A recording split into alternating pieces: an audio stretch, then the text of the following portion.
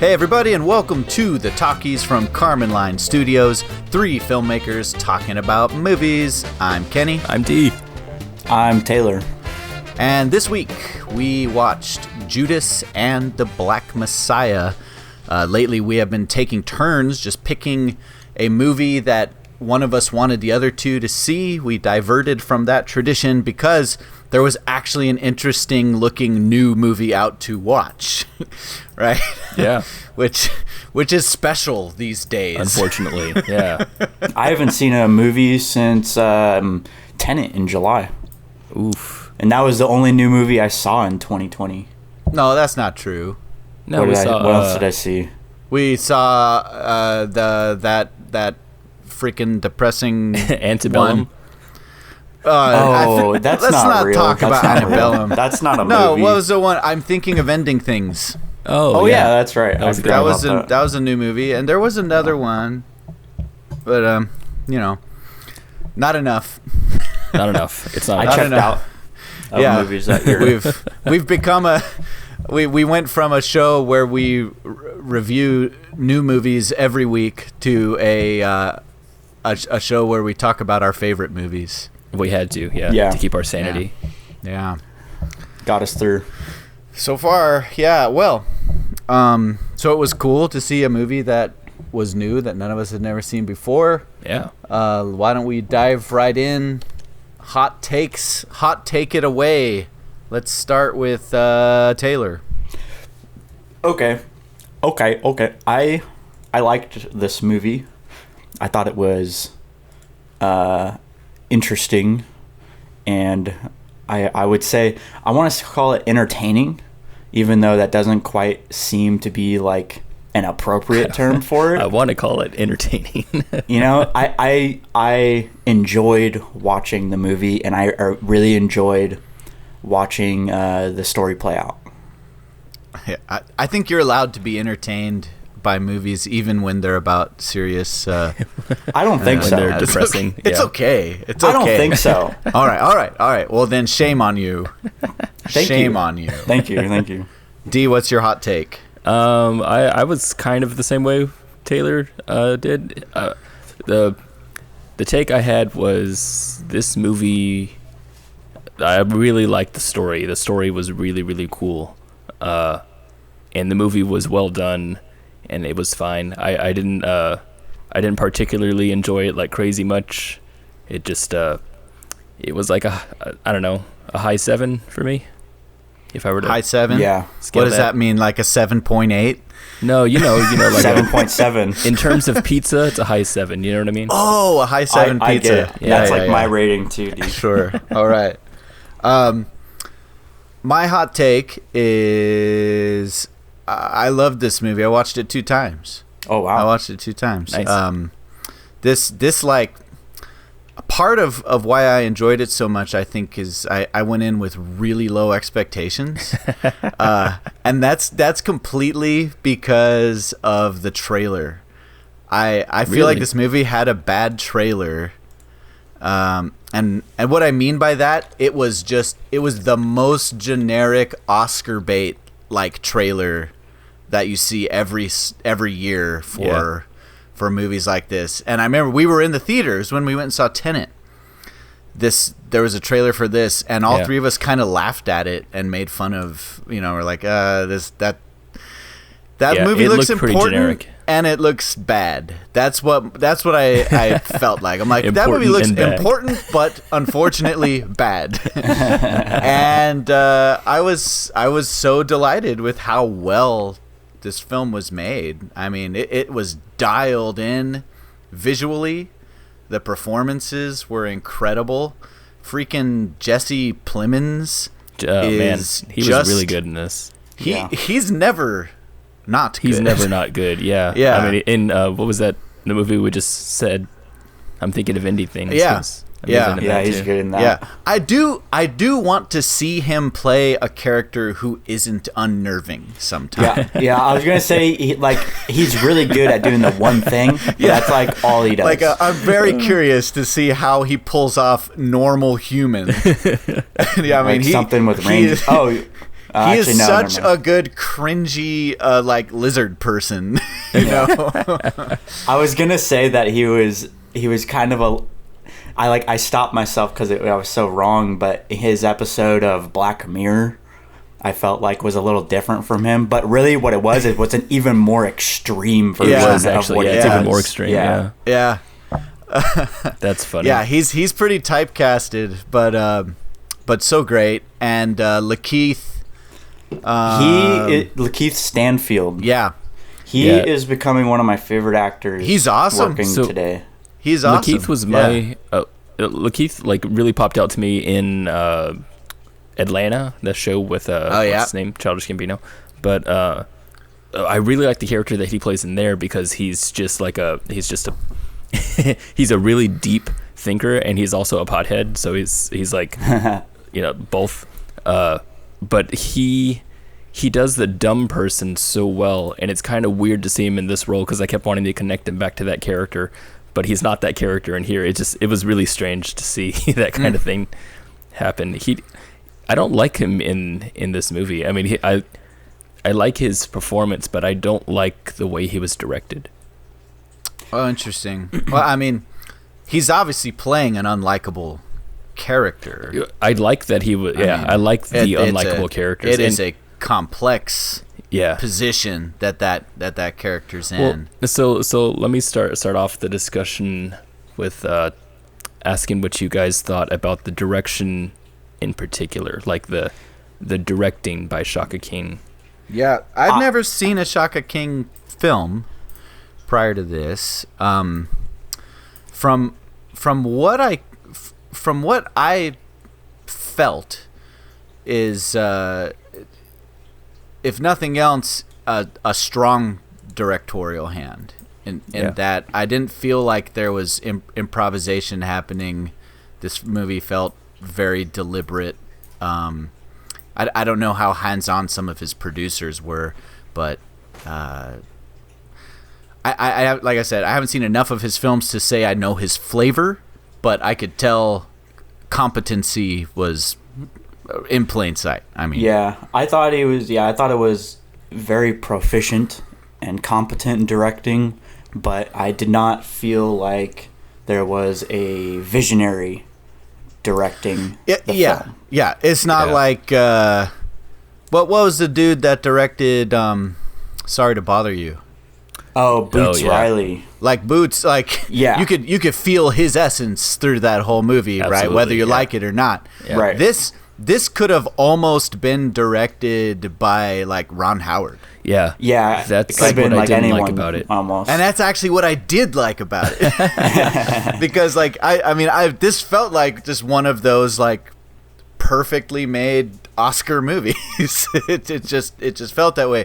And if you're in the mood for that, that's cool.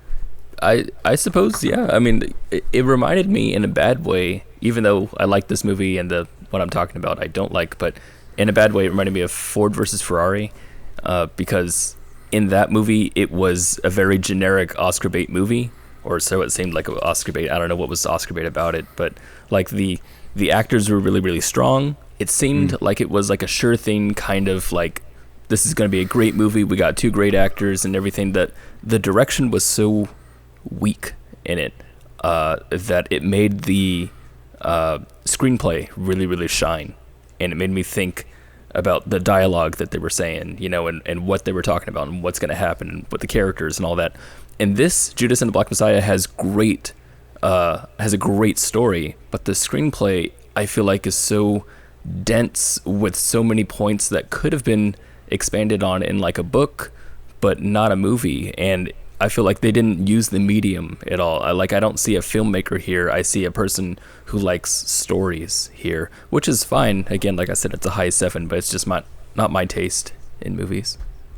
Interesting. My first reaction at the end of the movie was, I want to see the screenplay. It seemed like an awesome screenplay. The screenplay, I'd love to see. Yeah.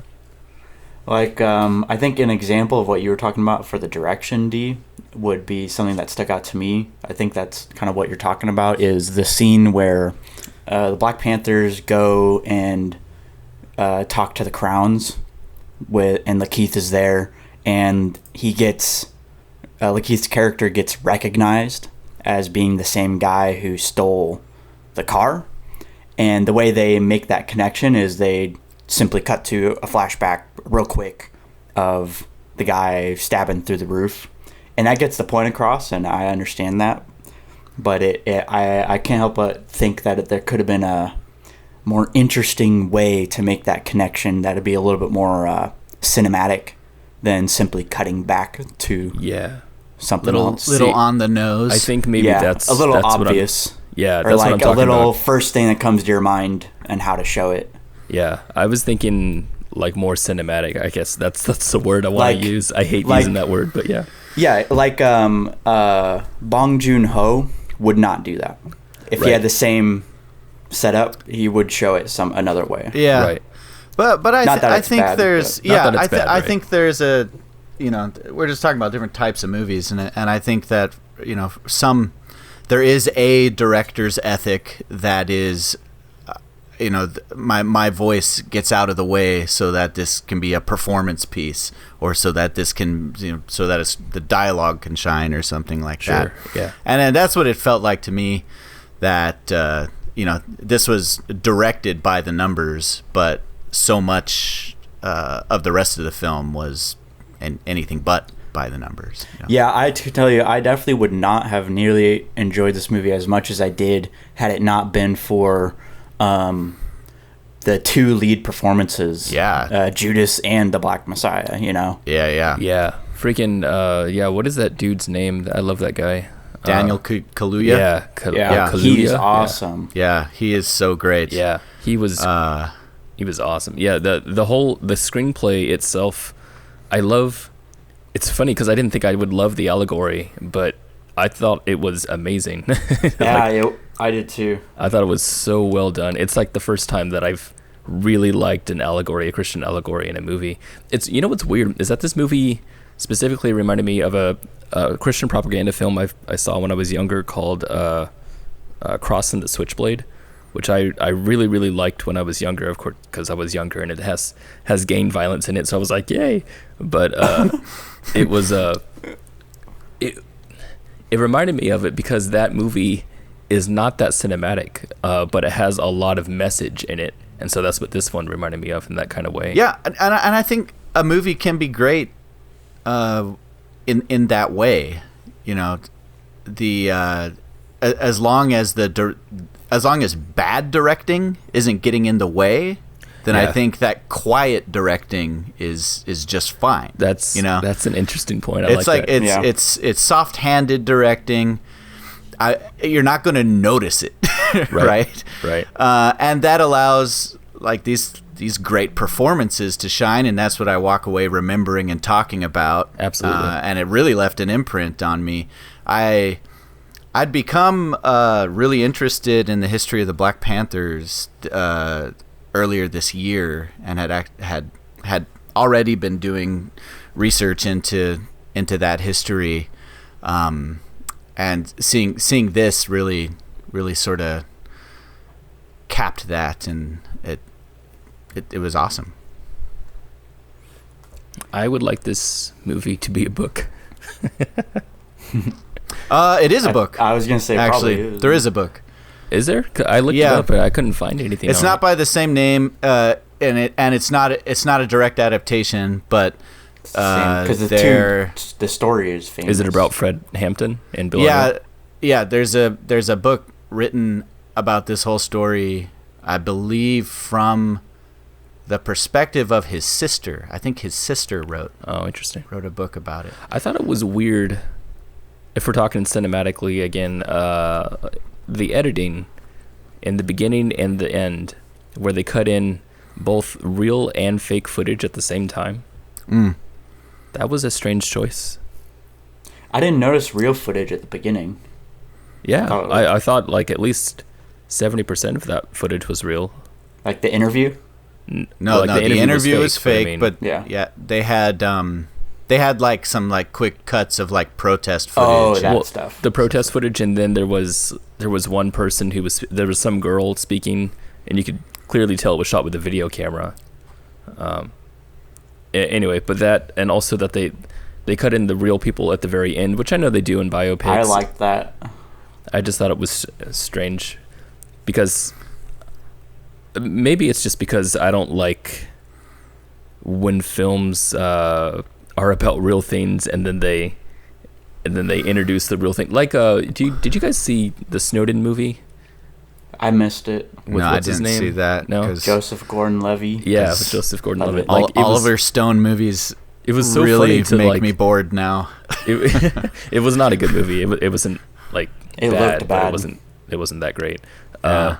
But anyway, but seeing Joseph Gordon-Levitt as this character, I'm just like in it. I've suspended my disbelief, and at the very end, then Snowden shows up, and I'm like, but that's Joseph. Like, it's just weird to change my perspective like that. It's like if you're gonna do that, I'd rather have it be a documentary or a cinema verite or something like that, not a mix between the two. It's just not my taste. That's just personal. You're such a purist. I liked how it was done here at the very end specifically. Yeah. Because it was just done. It was over.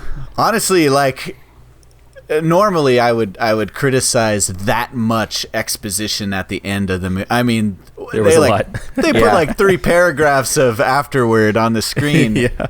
But I think it's a testament to how it's a testament to how interesting the characters in the story, how invested I was in these characters. Right. I actually cared about I wanted everything. to read all of it. Yeah. That worked for me. Really dark conclusion. Really dark. When they showed the actual footage of the guy saying what he hopes, that when they ask him what let history speak for me, and then it says the next day he killed himself. Yeah. Like, the next holy day. Crap. Yeah, that's really heavy. Yeah. I would have liked maybe like a scene in the narrative towards the end where maybe we see like Lakeith's character later, like, and hints towards the suicide there also, maybe. Yeah, well, they never. I mean, you could tell how like conflicted and disturbed he was. That was actually. It's kind of like it was simultaneously kind of funny and disturbing when he goes up to Fred and he's like, "I'm getting a drink. Do you want a refill?" And he's like, basically bawling his eyes out right there. Yeah. Because I'm like, is that not kind of suspicious? Well, I think everyone had a reason to feel emotional at that time because he was about to go back into jail. Yeah. I assume that's what. I guess so. But I never felt like they fully showed their cards with regards to what was going on in that character's mind in terms of that conflict of how in he was with the FBI and how in he was with the Black Panther Party, and I thought that was really cool because they did a good job of making an identifiable character. While we have our hero on the screen that we're cheering for and want to succeed and not be killed by the FBI, at the same time I'm like, I get why this guy just doesn't care about revolution and wants to stay out of jail and have money. I wanted more of that. I didn't feel like Lakeith's character was such a strong one. Fred Hampton was a very strong character. Like I knew, which is immediately obvious because he's the Messiah allegory thing. But Bill, even though he encapsulated this Judas allegory really, really well, being conflicted between the two things, and I never really knew what his true motivation was or how he felt as a person. Because I know that he wanted to get out of the Black Panther Party and he wanted to get out of the FBI thing, but I never felt like I was there with him at any time. If you guys remember the movie what is the movie called? The Departed. Mm-hmm. That's funny. When I look at those characters in The Departed, both the rat and the mole, they have such inner motivation. Both of them had different kind of upbringings, and there's a way to see through their mind, and see what it is that they want just through them even talking aloud. And sometimes they'll slip up and say what they really mean sometimes. And it's like Bill never did that. You know, but what's funny is that not knowing really where Bill stood, like not having full access to his inner monologue, actually made it a bit more powerful when they revealed that at the very end that he killed himself. As a documentary, sure. Yeah, but why does it have to be one or the other? That's what I think is really cool. Again, I think that's just my taste. It's because fictional movie. Again, this is a real thing. Movie. Yeah, no, I know this is a real thing. So it's hard to like they did the best I think they could have, and I certainly don't think there's a way to probably do it any better. This is probably the best biopic I've seen in a very long time. Yeah. Yeah. I mean, talking about Snowden. I mean, Mr. Oliver Stone has made his whole career out of doing biopics. Yeah. And I don't think any of his films, maybe going back to like JFK, are as good as this. Yeah. This one is top. You know, but Yeah. the thing is, I don't consider it a biopic when I'm watching it because it's so good. It's so good as a biopic. And so I want to put it up there with like more cinema stuff, but then I'm comparing a bunch of other things too on top of it. So yeah, so I guess maybe that's where it's missing for me. Mm-hmm. I want it to be fully fictional, I guess. It's funny you mentioned The Departed. Shaka King, I watched an interview with him about the film, and he named that as one of the inspirations he kept going back to when working on this. Huh. Yeah. I could see some parallels there. I really like The Departed and really like how both the characters, but who's the freaking, you guys know who I'm talking about? Not Matt Damon. Leo? Yeah, Jack Nicholson? Leo. So Leonardo DiCaprio, when he's speaking, like he has such rage at certain times, but it's clear that he's overdoing it, you know, for those times.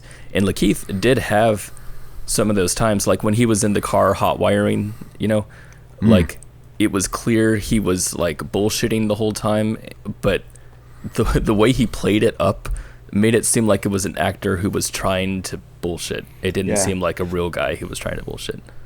It's like those people there, they'd see right through that if you was really acting that way. Exactly. That's the kind of thing, yeah.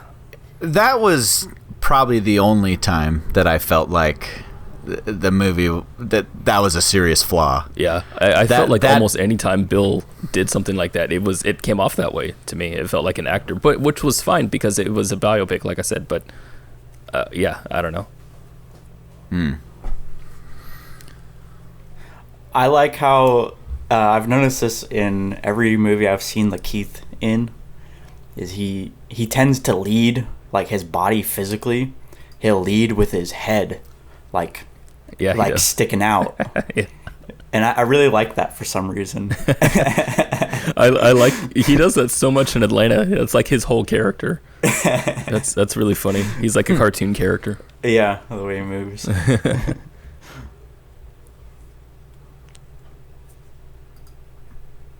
Right? Yeah, so, What? you know. Oh, wait. We got to talk about J. Edgar Hoover. Whoa. Don't talk- Martin Sheen was J. Edgar Hoover?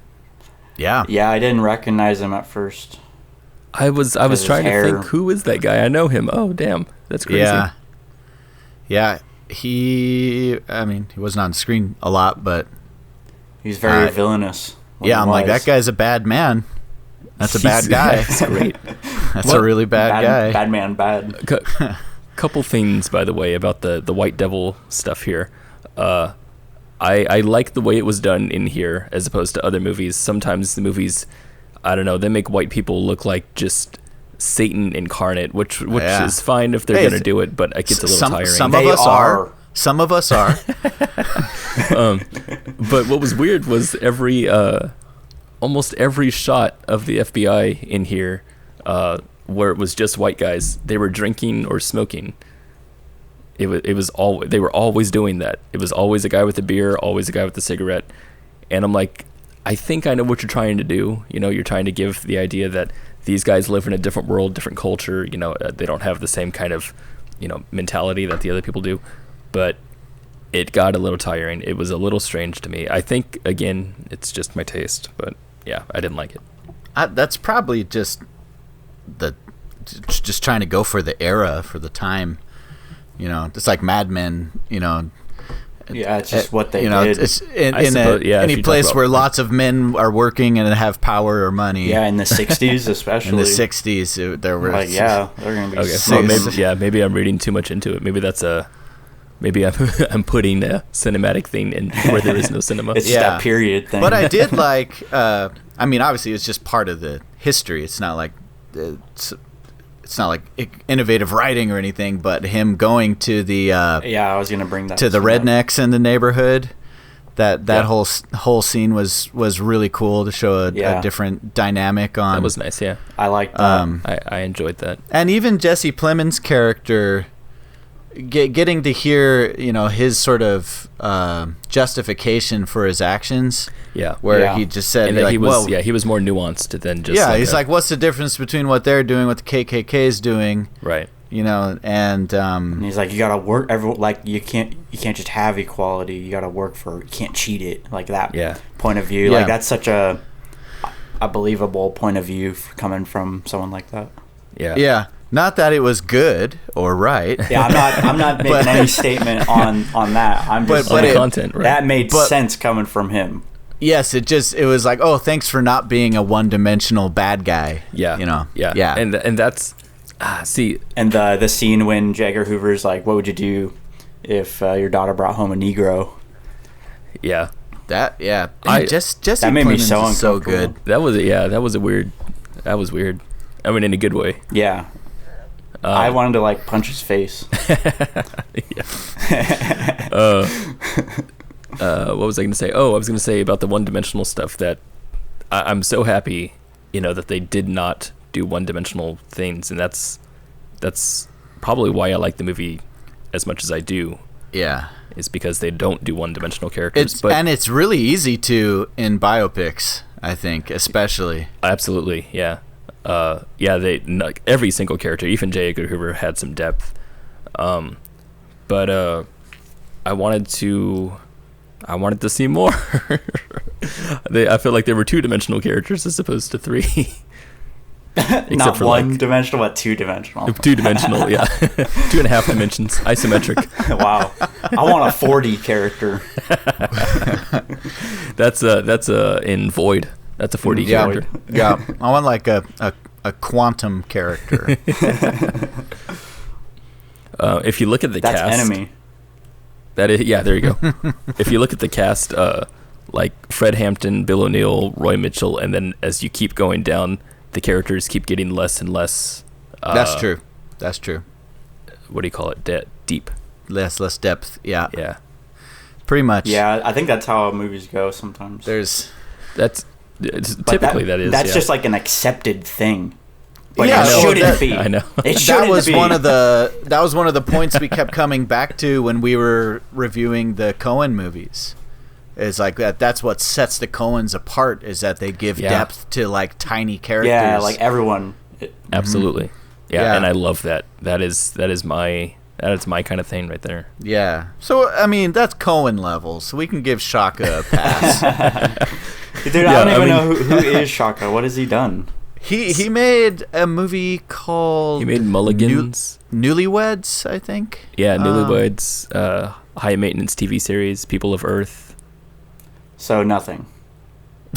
Not really. He's more than us. Like he's made a lot of shorts up until 2017. This seems to be his first breakout. Okay. He, in an interview that I heard with him, he referred to this as his first movie. Okay. Cool. That's how he referred to it, even though he's worked on other movies. I get that. That's an impressive first. Mulliganins is what it's called. Sorry, not Mulligans. I'd be curious to see what else he does in the future. Yeah. His writing team are these twin brothers who, I forget their name now, but Newlyweds. Kenny and Keith something. had only written comedy before this. Interesting. Yeah. This was pretty funny. Well, this was a. I loved when the dude said, "Dig in." Yeah. Yeah. You know, it's funny. I said this was a high 7. I'm looking at IMDb. It's rated a 7.7. There you go. Wow, that's what There I you go. said. You are representative of the audience. I am the audience. You have the majority's point of view.